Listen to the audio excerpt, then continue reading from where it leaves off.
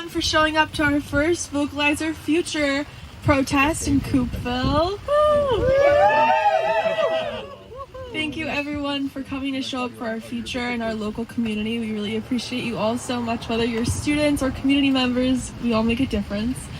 We have a great lineup of speakers today, and our first speaker is going to be Erika, who is an environmental activist, and she's been a part of so many great campaigns and projects advocating for the climate, so we can't wait to welcome her to the stage.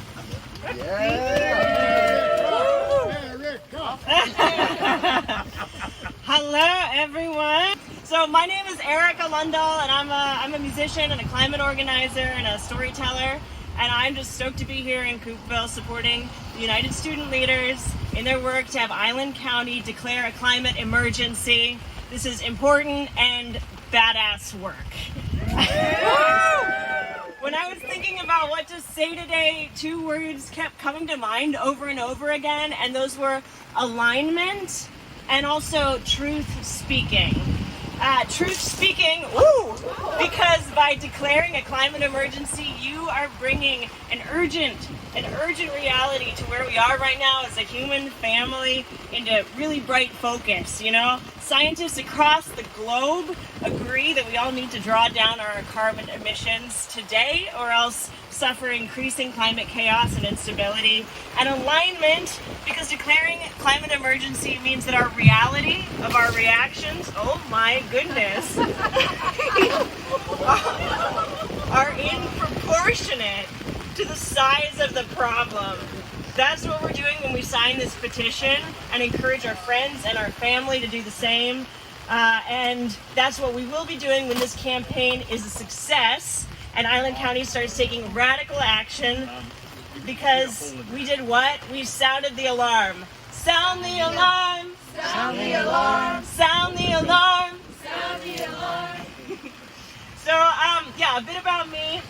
My entrance into the climate movement began on a bike right here in 2015, biking from Whidbey Island through the Salish Sea and following the Trans Mountain oil pipeline to northern Alberta, where oil companies are hard at work extracting the dirtiest form of oil in the world, tar sands.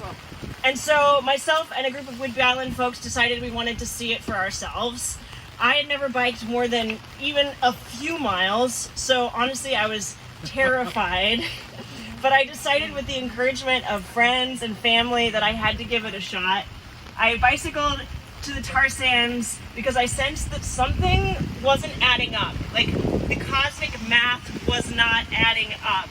Something was wrong. I kept hearing about human-caused climate change since I was a little kid, and yet here we were, still extracting oil from the ground at a fearsome pace, still burning oil in our gasoline cars. You know, what the hell, right? And so what I learned on that pilgrimage was this. We're taking out a multi-generational debt every time we don't do something different. And now that's a big debt, and it's being paid with the lives of people on the front lines of extraction. People who live in places that writer Naomi Klein calls sacrifice zones. That's indigenous people who can't hunt or fish because their food is gone or poisoned. Oil workers that have been exposed to terrible chemicals like benzene and toluene. Poor people who can't afford to live somewhere with clean air and water. Houseless people who are on the streets during harsher winters and hotter summers. Disproportionately brown and black people, and people who live on islands facing sea rise.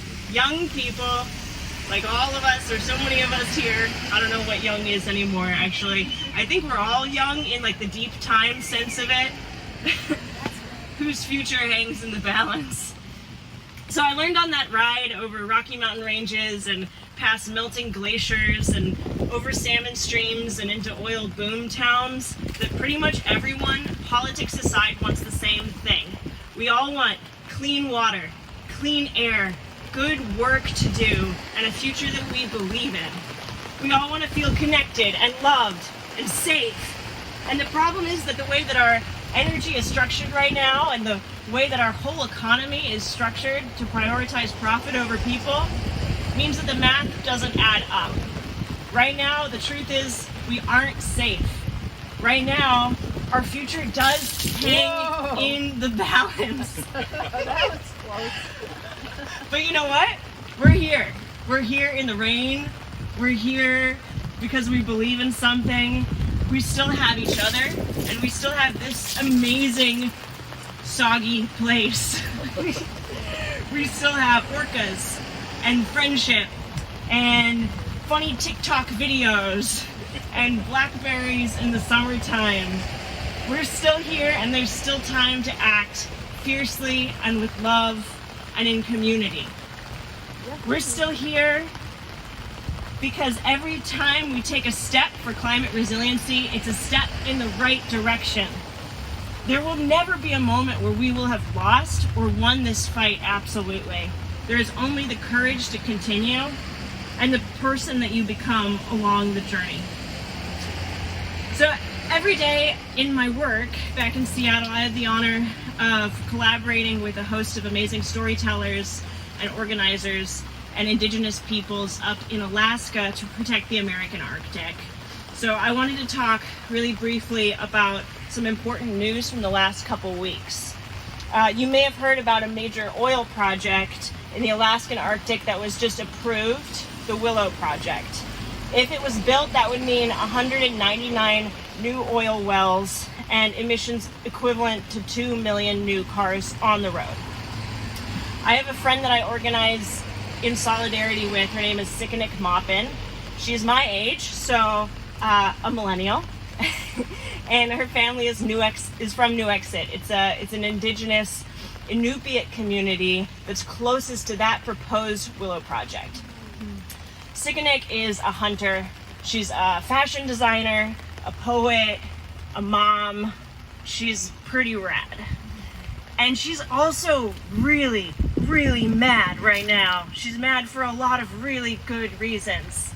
Her family has been exposed to gas leaks from the nearby ConocoPhillips refinery. Last year, the town wasn't even informed about a toxic leak until after ConocoPhillips had already evacuated their oil workers before telling the community. The rates of rare cancer in her town are extremely high because of the chemicals that they're exposed to, and they struggle to hunt and fish in the traditional way in the Arctic, their home that is warming 4 times faster than the average rate of the rest of the planet. So she and others in Nuiqsut have been sounding the alarm. Sound the alarm! On the Willow Project for years, trying to get the attention of the world to protect the wild land that they depend on, and they've been harassed and silenced by the might of the incredibly well-resourced oil company, ConocoPhillips. But over the last several weeks, something really incredible happened, and people all over the country started listening and joining in that fight to protect the Arctic, and that was in large part because of youth taking action and speaking up and acting in alignment with our climate reality and truth speaking to power. An incredible 5 million people took action, signed petitions, and asked for the project to be canceled. And 5 million people is a lot of people. Probably some of you in this crowd took action, and thank you for sounding the alarm. Sound the alarm! Sound the alarm! Sound the alarm! Sound the alarm! Sound the alarm! So that groundswell forced every major news outlet in the country to talk about the Willow Project and ask the government why they were moving forward. People are still taking action right now. Several different lawsuits have been launched in the last week alone and have halted construction for the moment. And youth are in DC at this very moment, meeting with legislators and asking them why they're putting all of our future at risk. It's a really long and hard road to stop Willow, but that's because people are acting in alignment with the scale of the problem, and that's the only reason why that project wasn't swept quietly under the rug. So there's still further to go, but it's because of collective action and truth speaking that that the fight is continuing today. So why we're all here, right? This declaration for climate emergency. last night I was thinking about this and I was reading over the petition that the United Student Leaders wrote, and the first line of it reads, "This is not the end, it is only the beginning." And it made me cry, because this is the work of our lifetimes all together. Sounding the alarm on the climate crisis and speaking truth and aligning our values and our actions, because it's not just what we're saying no to, right? It's what we're saying yes to, and that is every bit as important. It's about claiming all of the power that is in our hands, and together, we've already proved that we can electrify our communities. The Kicking Gas campaign here on Whidbey Island has been proving that. They're installing electric heat pumps in 100 homes just this year, and that campaign was a direct result of the efforts to make the city of Langley declare a climate emergency last year. So I just want to say, look at what you've all already done. It's amazing. It's so amazing. You are amazing. And together we can get off fossil fuels in Island County and take out the rug right out from under what Bill McKibben of 350 calls the stumbling dinosaur of the oil economy, because it is stumbling and it will fall. And we are realizing right now what is possible in real time, and we are rising to that challenge. So declaring climate emergency is saying yes to clean power and community solutions where everyone has a voice. It says yes to protecting our forests, and those are our land forests, right? And also our eelgrass sea forests that are so important. And it's saying, yes, we can protect our waters, our salmon, our orca here in the Salish Sea from oil spills. And we can stand in solidarity with the folks in the Arctic that are trying to do the same thing to protect their home. And by that, our shared home, right? Because this is all so connected.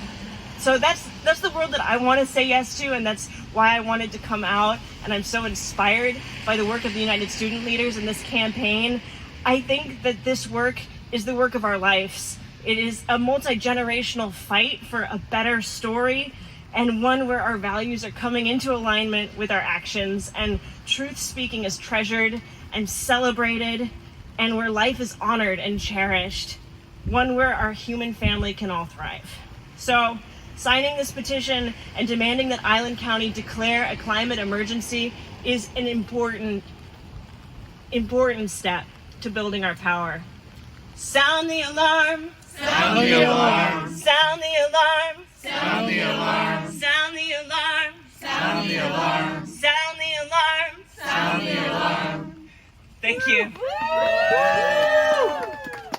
Hi everybody, my name is Maddy. I'm a senior at South Whidbey High School and a member of United Student Leaders.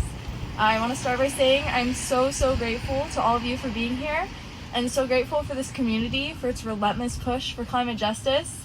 We've accomplished a lot and we still have a long way to go, but it's very exciting. And I think one of the reasons why all of you are here today and why everyone, all of my peers on Whidbey Island push so hard for these issues is because we've had the great privilege of growing up in this amazing, beautiful place, which is very rainy right now, but still beautiful. We love our home and we understand its fragility. Even within the past decade, ocean acidification, sea level rise have wreaked havoc on local ecosystems. Salmon populations, which have ecological and spiritual importance that's like we can't even quantify, are declining as a result of climate change and overfishing. Local shellfish farms are also suffering, and wildfires are consistently producing dangerous air quality levels. Air pollution also has a major effect on Oak Harbor's water supply, the Skagit River, in addition to general public health. This is all things that are affecting us here and now and will continue to affect us unless we do anything. We're witnessing the climate crisis firsthand, and now we have the opportunity to do something about it. As USL's proposed climate emergency declaration states, this is an emergency. It's in the name, it is an emergency. And we must act accordingly. If the county declares a climate emergency, it would be much more than just a statement.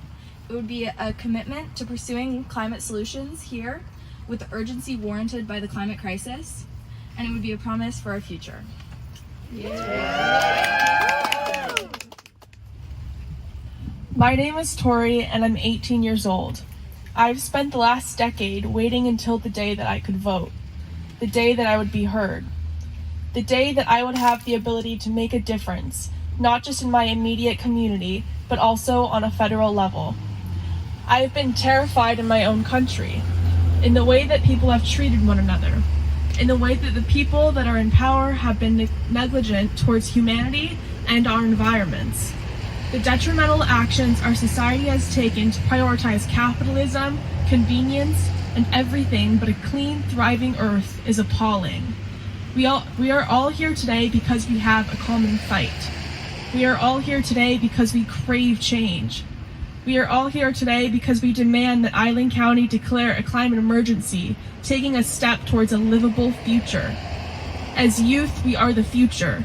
As community members, we make the change. We vote in the people, and we have the power to demand that action be taken at the higher levels. It all starts within our local community, and that's what we are all doing right now, participating in a world that will ripple outwards and affects our entire world. And I want to thank each and every one of you for being here today and representing what our world can and should look like. We gather today in unison as students and community members for a common fight, our planet.